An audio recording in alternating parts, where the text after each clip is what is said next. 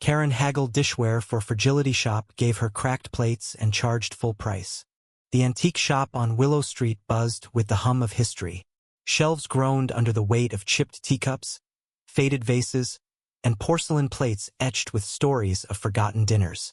Karen strode in, her heels clicking with purpose, her eyes scanning for a deal.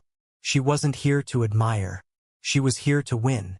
Karen had a reputation in town, a bargain hunter with a tongue sharp enough to cut glass. Today, her target was a set of vintage plates, their floral patterns delicate as whispers. She spotted them on a high shelf, gleaming under the shop's amber light, and her heart raced with the thrill of the hunt. "Those," she said, pointing without looking at the shopkeeper, Mr. Ellis, a man whose patience had been worn thin by decades of haggling customers. "How much?" Mr. Ellis, his apron dusted with the ghosts of old porcelain, sighed. $60 for the set. They're hand-painted, 1920s. Rare.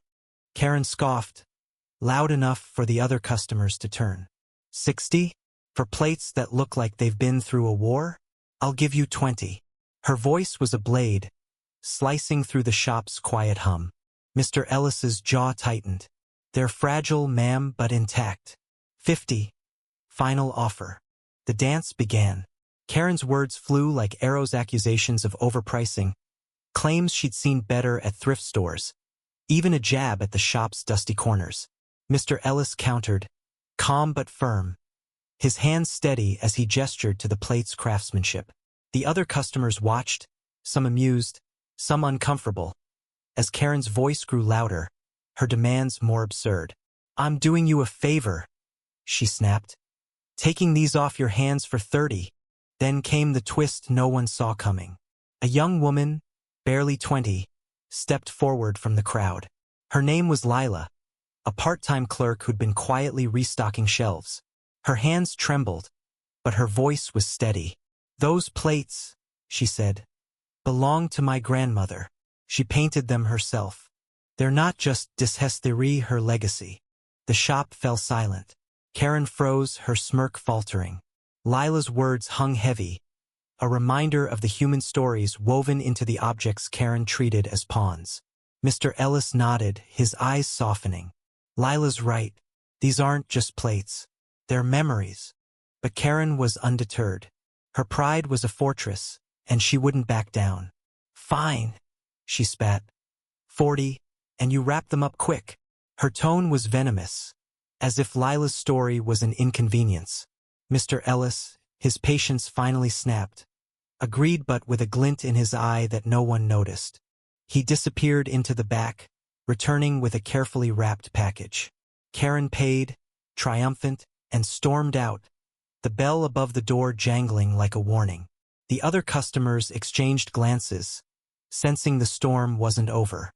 Lila, her eyes wet, slipped back to her work, her grandmother's legacy now in the hands of a woman who saw it as a trophy. That evening, Karen unwrapped her prize at home. Her smug grin vanished as she lifted the first plate and saw a jagged crack running through its heart. One by one, she uncovered the truth. Every plate was broken, some shattered beyond repair. Her fury erupted. She stormed back to the shop the next morning, the cracked plates rattling in their box, ready to unleash hell. Mr. Ellis stood behind the counter, calm as ever. "You wanted a bargain," he said, his voice steady but cold. "You got one. Those plates were perfect when you saw them. You haggled for fragility, and that's what you got." Karen's face turned crimson. "You scammed me," she screamed, slamming the box on the counter. Shards spilled out, glinting like broken promises. The other customers gasped, but Mr. Ellis didn't flinch. "You paid for what you demanded," he said. "No refunds." The truth hit like a thunderclap. Mr. Ellis had given her a different set, cracked, worthless plates from the shop's discard pile. It wasn't a scam, not technically. It was justice, served with the quiet precision of a man who'd had enough. Karen's demands, her disregard for the plate's value, had backfired. She'd won her bargain, but at what cost? Lila, watching from the corner, wiped a tear. Her grandmother's plates were safe, still on the shelf, untouched by Karen's greed. But the victory was bittersweet. The shop had lost a sale, and Lila had lost a piece of her faith in people. Karen, humiliated, stormed out, vowing revenge. The town would hear of the Isher version, twisted to paint her as the victim.